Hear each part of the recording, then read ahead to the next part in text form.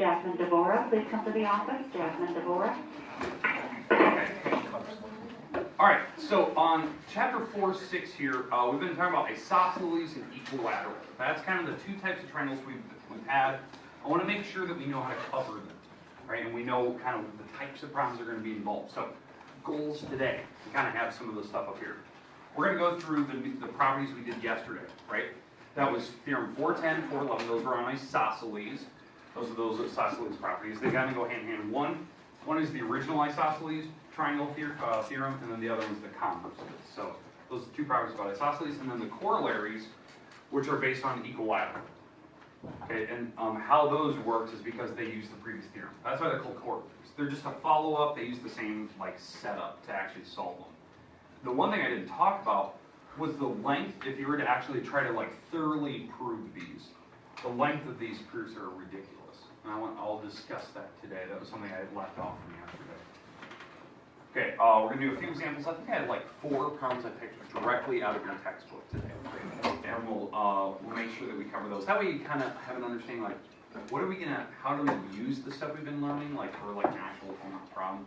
That's what we're going to do today. That's kind of the idea. And we are going to get new homework today, which I'm going to make due on Thursday. It is super, super easy. Especially if you know how to do simple algebra solving for x's, that's pretty much about it. So it's pretty easy. So it'd be a nice change of pace from difficult homework to kind of easy. Well, we still have another section to go. We still got 4-7, but just kind of keep in mind, at the end of class day, you'll have some time to work on this. Tomorrow will be kind of a work day for you if you need to finish that up or work on any other homework that you need. And then Thursday, Friday, we'll kind of move on. We'll see how much time you need tomorrow. I don't know if I'll use the entire class as a work day. It might be one of those things where I introduce the next topic tomorrow. That way we can kind of work Thursday and Friday. We'll probably have another assignment maybe later this week. We'll see how far we get in section 4-7. But my goal is to hand out the practice guide for next week. Remember, we do have a test next week at some point. I said about middle of the week, Wednesday, Thursday time frame. So that kind of gives you a heads up. MAPS testing was 2 weeks from yesterday. So keep that in mind. So that's the 27th of February. We have MAPS testing coming up.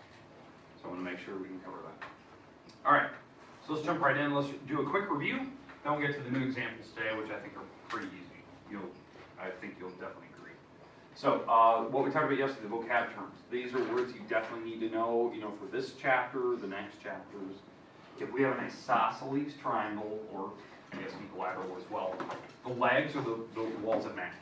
So on this picture, these are the legs, those are the walls that match. The vertex is the angle that is actually touching both, so that'd be angle number 1.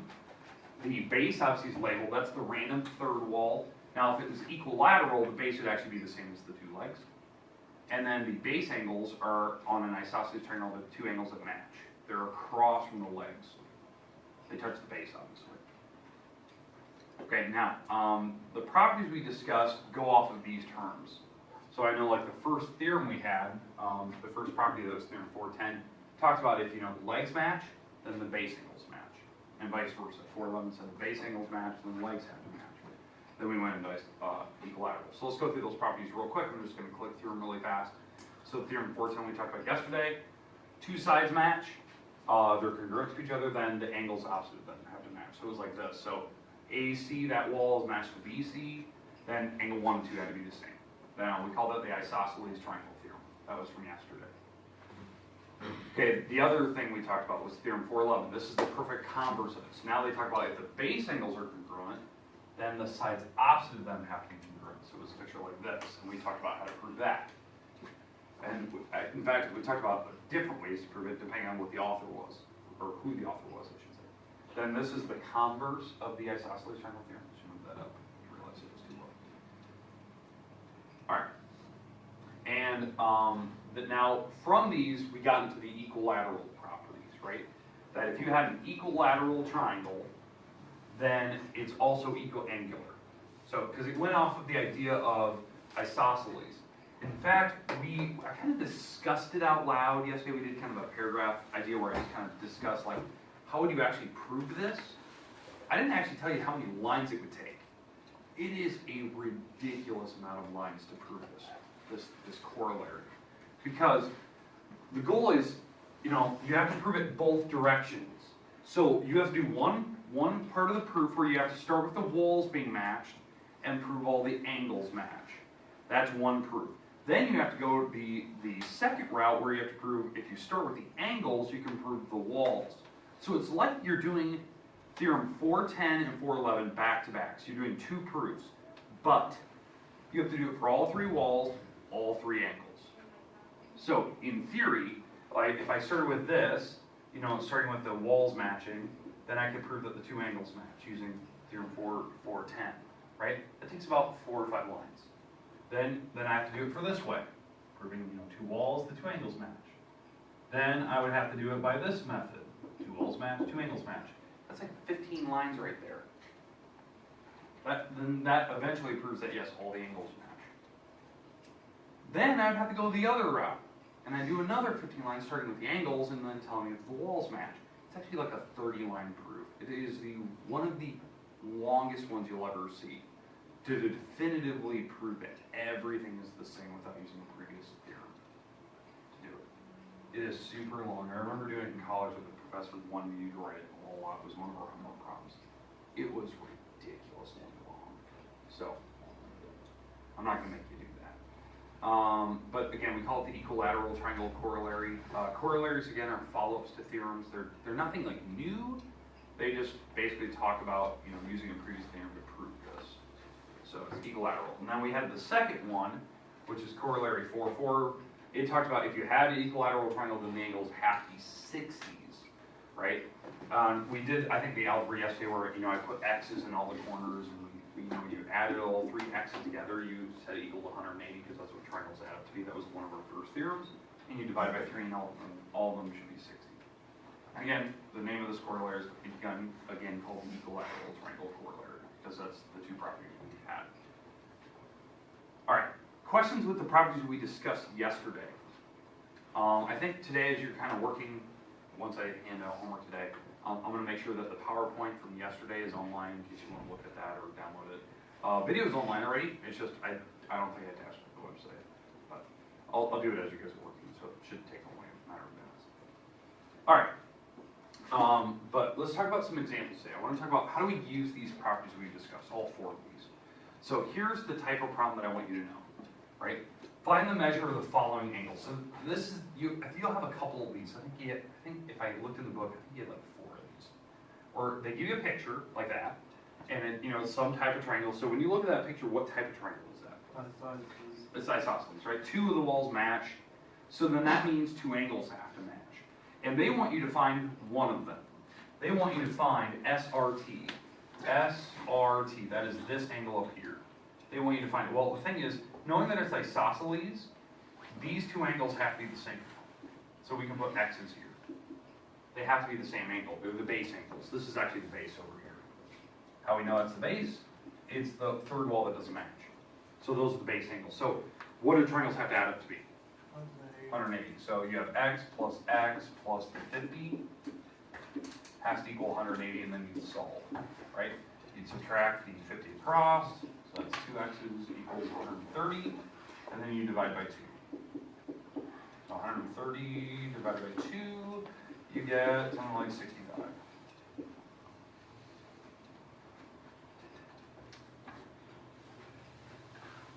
Make sense? Like what you can do with that? That's like, you're going to have a couple of those. I think they're super easy. You just need to know what triangles add up to be. You got to know which angles match. That's pretty straightforward. You just put the same variable on. Okay, and they'll give you just a range of pictures. They'll have different numbers in there, but it's pretty straightforward. You just have to find the one angle and it was the 65. So it's basically testing your knowledge. Do you know how to read what angles are? It's really it is. Like if you don't know how to read that, like which angles SRT, then that'd be the only troubling part. Okay, so there's one. That's one type of problem you're going to have today, which is simple algebra. The second type is where you have to solve for x, like this one. Find the value of the variable on that particular picture, right? So we're going to find the x in this case. Now they'll have different variables depending on what picture you're looking at. It'll be single variable. It won't be like 2 variables or reduced systems.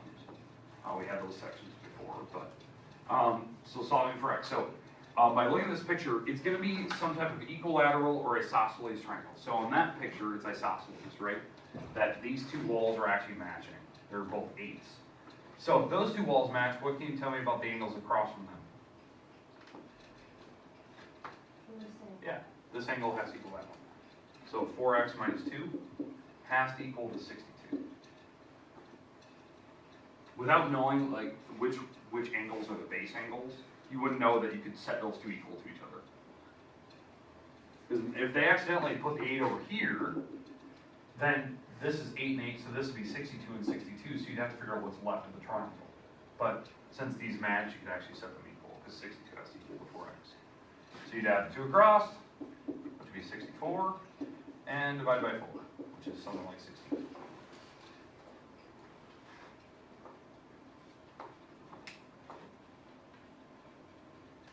Alright, questions on that one? As I said before, I mean, simple algebra, you just gotta know which angles match or which sides match, and you just solve. Now, here comes the more tricky problems. And these, like, these are, I consider pretty straightforward, pretty easy. You just gotta know certain parts match. So now, here comes the second type. And you'll have a couple of these. I think you have like 4 of those. So here's the second type. They're gonna give you a picture like this. So use the following figure. And they're going to give you certain parts that match. So they're going to have multiple questions after this one. I think I picked 2 out of the book. These are, by the way, all these pictures are straight up. So in this particular picture, they're going to give me something that's the same, and they're going to ask me to do a follow-up idea here. So here's the first part. We're going to do 2 problems here. So on this picture, they're going to tell me at first that these 2 angles are equal. So I'm going to put the mark on the picture. So like if I was doing this in my homework, I'd draw this in my notebook. So I have this drawn. BCF, that's this angle. That angle is equal to BFC, that angle. Okay, so those 2 angles are matching. So again, you just have to be able to read off the 3-letter system for angles. Now the question is, which segments are the same? So it's isosceles, right? Two of the angles match.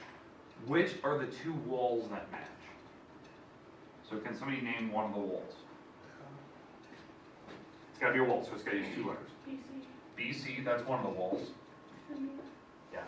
BC, BF. Those 2 walls have to be the ones that work. BF. And this is how I'd write it. I'd write it like that, or I'd write, BC is congruent to BF. I'd write something like that. But those are the 2 walls that match. Because of the angles. The angles are actually pointing at the walls that match.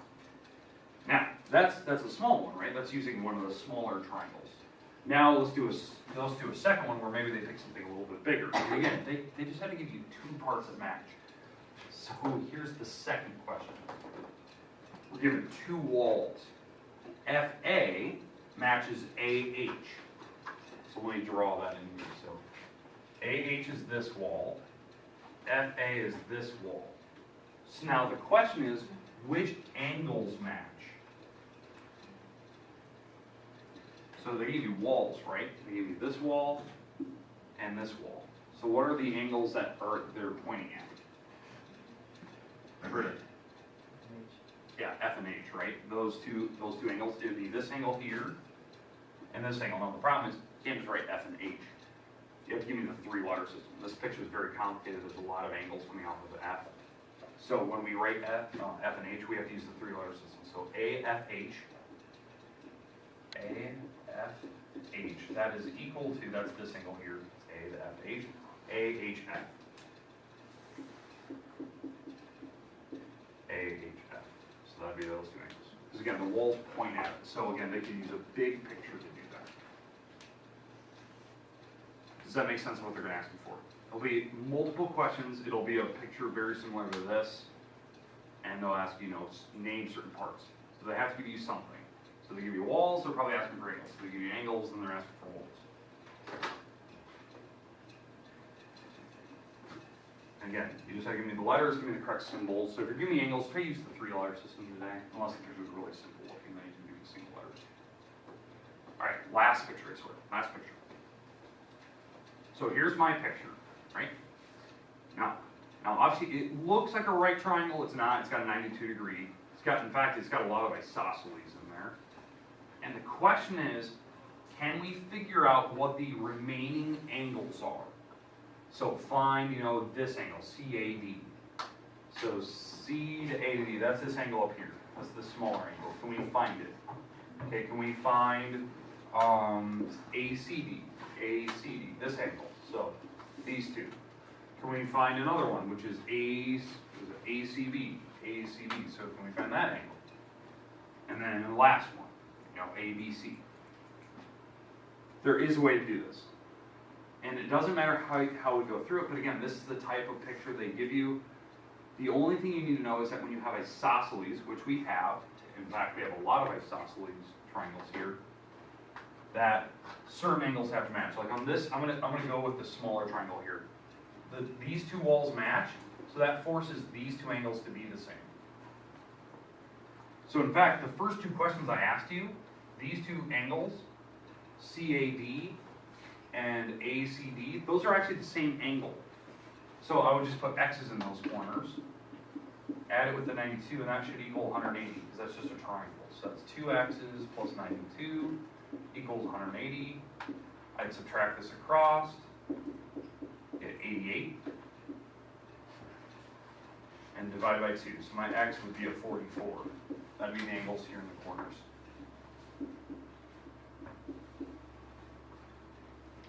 Does that make sense, like how I did that? Now, how I'd find the other triangle, well, I could actually find the angle right next to the 44. I could actually find this angle. Why can I find that one? Because they share a wall. Say? Because they share a wall. Yeah, they share a wall, right? They're right in the middle. In fact, they make a straight line. That's a straight line. What do straight lines make? 180. 180. So you could find the angle that's left. Right? This would have to be, what is that, a 136 to make 180 with the 44. And now I can find the remaining two angles, because now you have the triangle over here. And that's also isosceles. So these two angles in the corners, I'll call these Y's now, those would have to be the same. They're the base angles. Because the 136 is the vertex. So I can find the two remaining angles. And that's actually the last two questions. In fact, this third question was the 136. That is the 136. And then the last one is one of the corner ones. Okay, makes sense? Like what you can do with that? Even if you have like pictures attached, you could actually go through it. That type of question that you're looking at right here, that's a great ECT question. Because it doesn't take a lot of skill. You just have to be able to look at the markings and know a specific property. No, that's like a major property in geometry. That isosceles has base angles are the same, or the walls are matching. And it wouldn't take a lot of time. It's just you have to know the property, otherwise you wouldn't be able to do it. That's basically what the ACT tests you on. Do you know your basic terminology or basic properties?